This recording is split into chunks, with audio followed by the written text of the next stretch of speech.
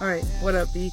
So, we're outside, and my lady has a message, and she's been putting it together for the last 2 or 3 weeks, and she's just been expanding upon it like crazy,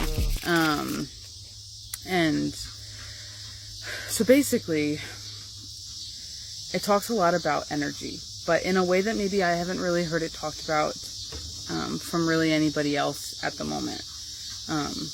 So a lot of people talk about the kundelini energy and about how that spiral occurs.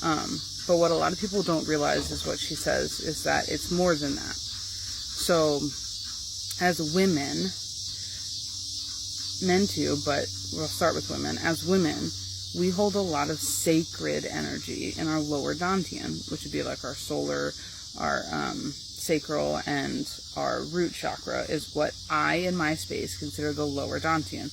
I consider the heart a bridge, so I do not include it as part of the lower dantian when I'm talking. So because of this, she is saying that if you were to want to know where you stand and you wanted to gauge how well balanced you are, maybe where you're out of balance, and just as far as how that life force flows through the body and how you're able to harness it, and where maybe you're giving it away, maybe when you don't necessarily realize that you are. She says to abstain from fun activities, aka sex, or sleeping with somebody, for 2 weeks. And I know it sounds a little crazy, but this is the way that it is explained, and she explains it, and I'm going to now explain it to you. So our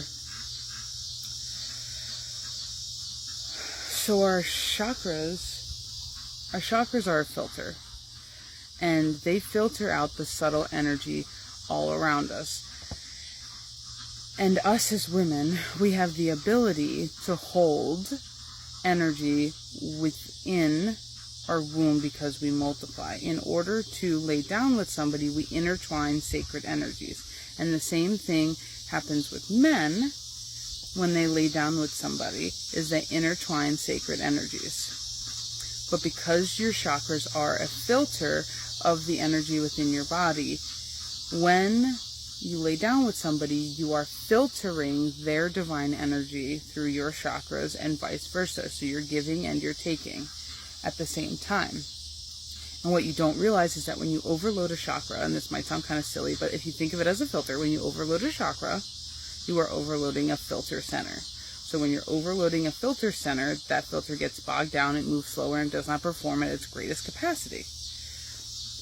Now, if we're just talking in the way of filters, if I were to pour just my energy into a filter, and I were to allow that filter time to filter properly, just my energy, I would have just my energy left over. If I were to filter my energy with Mo and Harry's energy, no matter how long I give that filter, if I'm continuously putting in Mo and Harry energy with mine on the backside, I will still have pieces and parts or fractals of somebody else's energy flowing through my filter. So she's saying, if you want to gauge where you're at, how you love yourself, how well things are happening for you, whatever it be, if you want to gauge where just your energy is at, seclude and abstain for week 1.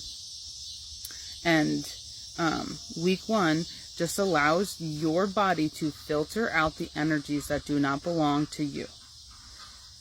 It gives your body time to release what is not yours, and to filter it and to let it go. Now, you're going to have small energy interactions with people throughout the day, which there is going to be subtle energy swaps in those things, but you're not swapping your divine energy. And she's saying that they're different. They're different levels of sacred energy, is the way she explains it. And they are short-lived interactions. They're not overloading, power dumping one particular energy center. And they're also not being released inside of your vessel. Doesn't matter if you use protection or not. So what she is saying is that week 1 just allows your body to filter out anybody but yours energy from your chakras, particularly your lower dantian.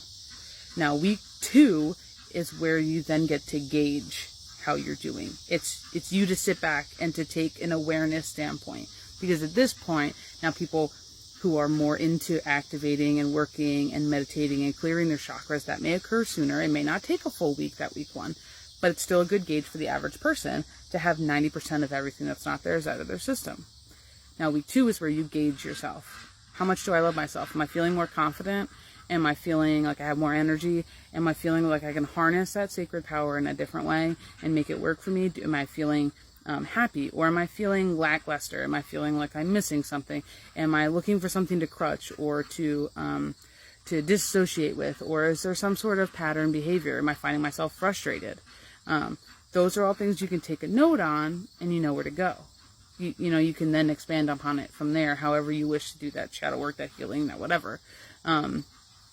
But the other side of that is it also works outside of yourself. So if you're in a relationship and you stop for 2 weeks, right?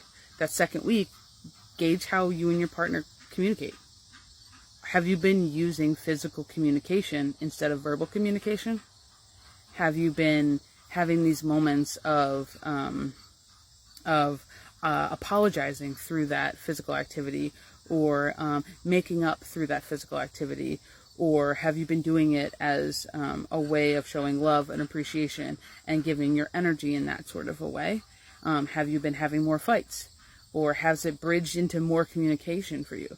Like, all of those things allow you to gauge how you're not only doing with the relationship with yourself, but also the relationships outside of yourself.